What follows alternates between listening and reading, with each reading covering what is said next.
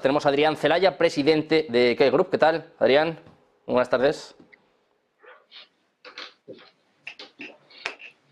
Adrián, muy buenas. Bueno, enseguida tenemos con nosotros a Adrián. Se queda estupefacto después de las palabras de Joe Biden, no me extraña. Tenemos también a Enrique Fonseca, que debuta con nosotros. Enrique, analista político, geopolítico, ¿qué tal? Muy buenas, un placer tenerte por aquí. Muy buenas a todos y gracias por invitarme. Un placer, Enrique, buenas tardes. Tenemos a Juan Antonio Aguilar, le conocen de sobra, director del Instituto Español de Geopolítica, ¿qué tal? Muy buenas, Juan Antonio, buenas tardes.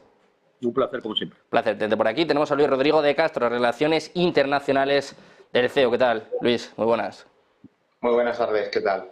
Bueno, pues si te parece, Luis, empezamos contigo. Empezamos poniendo la lupa en Oriente Medio. Bueno, seguimos pendientes de los ataques de Israel, de las amenazas, del ultimátum que puso el propio Netanyahu. Y ahora, bueno, de nuevos bombardeos en Rafah. La presión internacional sigue creciendo, pero Netanyahu sigue atacando. Sí, y Netanyahu no va a ceder, o por lo menos no hasta que Estados Unidos no le diga que lo haga. Estados Unidos, bueno, tiene esa labor fundamental, ese papel encomendado, que es el de servir de respaldo a Israel, pero sobre todo Netanyahu y el gobierno israelí que lidera están empeñados en acabar con las tropas, con los terroristas de Hamas en Gaza, y no va a parar hasta conseguirlo, o por lo menos intentarlo, lo va a intentar. La presión internacional crece porque, bueno, pues lo estamos viendo, cada vez son mayores las demandas en favor de una solución pacífica del conflicto, cosa lógica, pero esto en Israel o al gobierno pues le da igual. Es que si pensamos con una lógica o intentamos entender la lógica del primer ministro, la cuestión no va en quedar de bueno o quedar mejor o peor, o tener más o menos amigos en la escena internacional. La cosa va de asegurar la supervivencia de Israel o que se sigan manteniendo los elementos críticos y las amenazas que imposibilitan esa supervivencia a largo plazo, es decir, elementos que han amenazado veladamente y sin ningún tipo de dudas a Israel, que han amenazado su continuidad, han puesto en duda su mera existencia y que no tienen otra ambición que borrarlo de la faz de la tierra y que ese territorio, bueno, pues sea anexado a Palestina como territorio palestino para el pueblo de lo que hoy llamamos Cisjordania, ¿no? Pero esa es la realidad y esto es lo que Netanyahu quiere asegurar, la viabilidad del Estado de Israel. A partir de aquí, pues intensificará la campaña, llevará a cabo los bombardeos que hagan falta, o por lo menos los que él considere que deben realizarse según esa razón de Estado que está aplicando desde que Israel sufrió ese ataque por parte de Hamas desde Gaza, y en eso estamos. En un primer momento vimos que solo parecía tener intención de aplicar este tipo de medidas en la zona norte o en la mitad norte de la franja de Gaza. A partir de los días más recientes o de las últimas semanas hemos visto que esto era solo una primera fase, que esto va a continuar. Y bueno, los túneles de Hamas son una realidad, esto también quiere eliminarlo. Había el plan este que también salió hace unas semanas de intentar anegar todos los túneles subterráneos para minar las fuerzas de Hamas, los ataques a infraestructuras civiles que como hemos visto, pues sí, obviamente esto la opinión pública mundial se retuerce, se revela cuando hay un hospital, una mezquita, un centro civil, no un centro de operaciones logístico-militar, se revuelve porque eso no parece tener cabida, o por lo menos no entra dentro de nuestra razón. Pero tampoco hay que olvidar que estas infraestructuras civiles o con fines pacíficos, entre comillas, son utilizadas por Hamas como escudo precisamente para conseguir eso, evidenciar o seguir poniendo a Israel en la picota. No estoy justificando la acción de Israel, sino que precisamente estoy diciendo que Hamas actúa como actúa, poniendo como escudo a la población civil, y no le duelen prendas en que sean incluso menores, enfermos, ancianos, mujeres o niños, le da exactamente igual.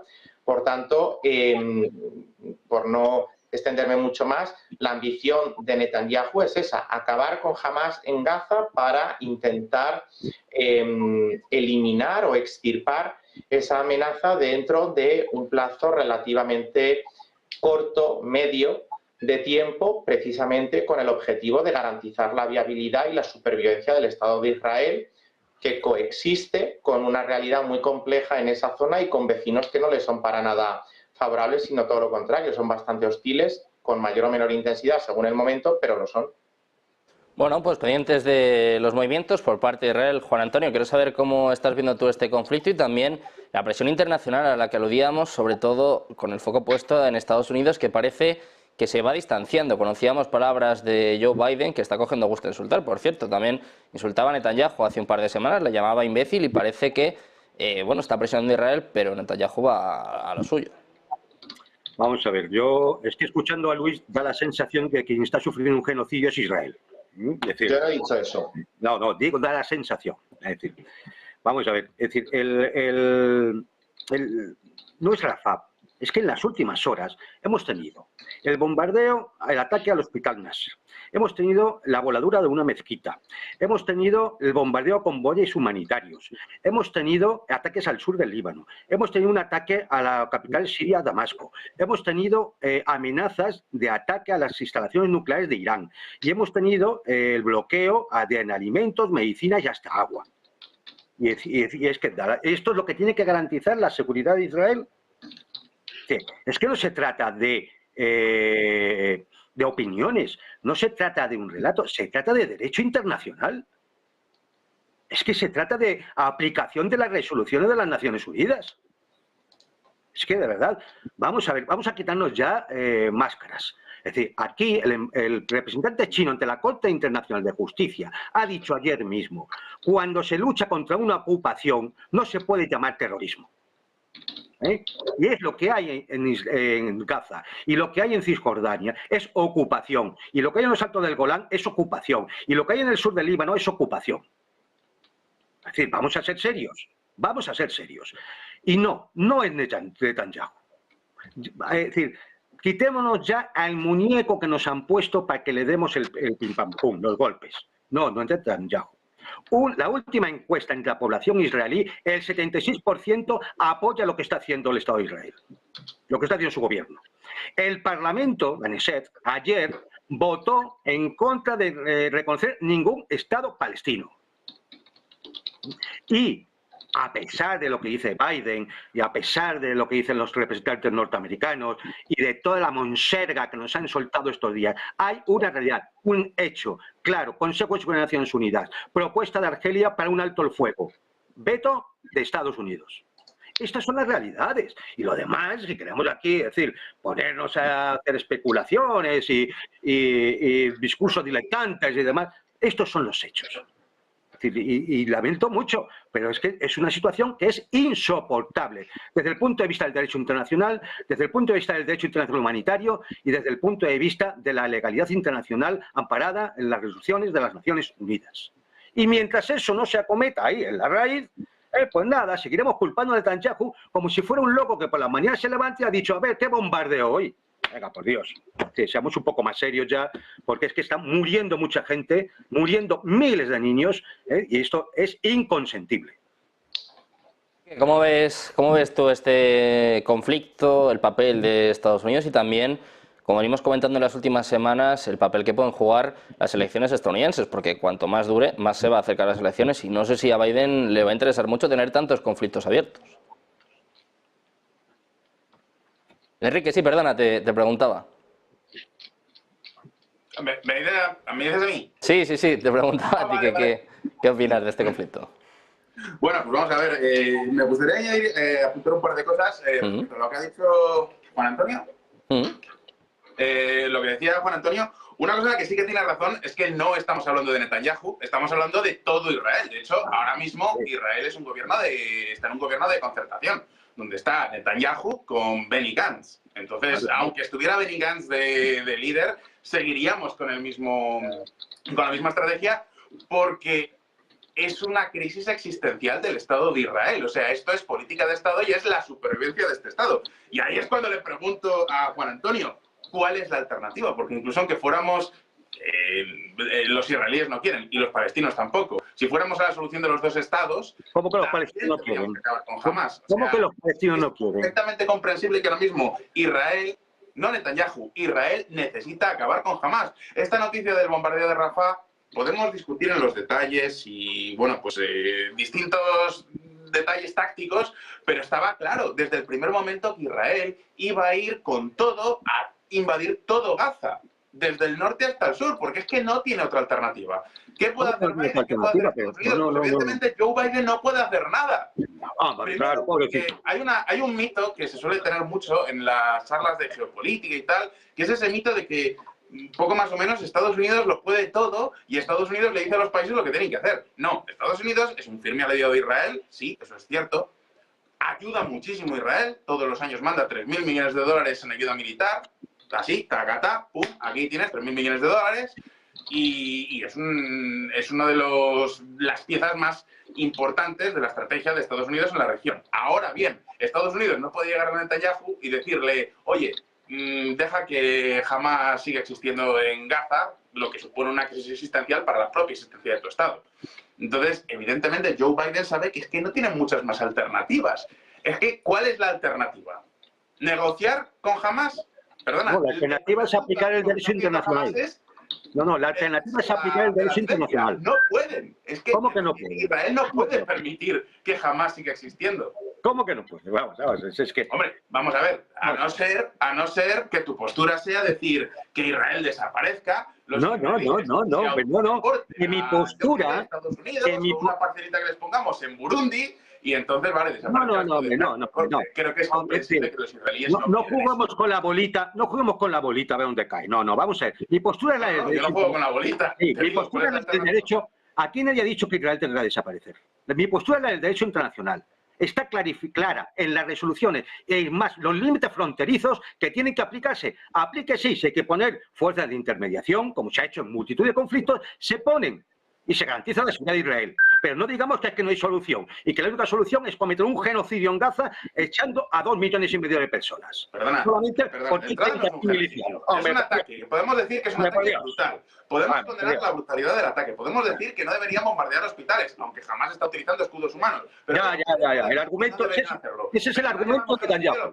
Por favor, que es que es muy llamativo, pero no. Un genocidio es una matanza sistemática de un grupo poblacional en base a etnia, cultura o religión. No solo la matanza.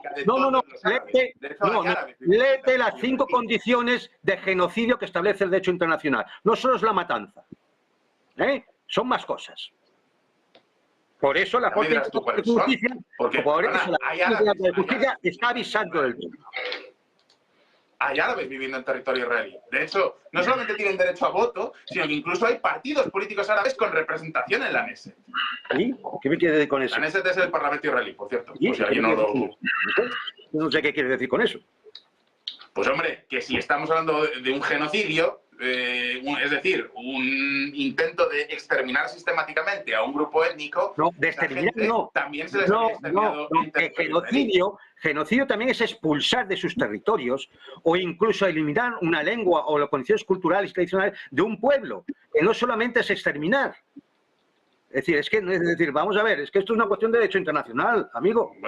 Bueno, de entrada yo creo que ahora mismo nos estamos metiendo en un debate donde tendríamos que discutir sobre cuál es nuestra versión de la historia completa del Estado de Israel. Y entonces, pues evidentemente aquí tenemos opiniones contrapuestas, pero es que incluso, aunque tu opinión sea, aunque tuviera razón, bien, ¿qué hacen ahora? Estamos en 2024. Jamás no solamente es un grupo terrorista, es que ha demostrado que puede cometer un ataque salvaje en territorio. Y antes lo cometió Al-Fatah y otras organizaciones palestinas, porque cuando se lucha contra la ocupación,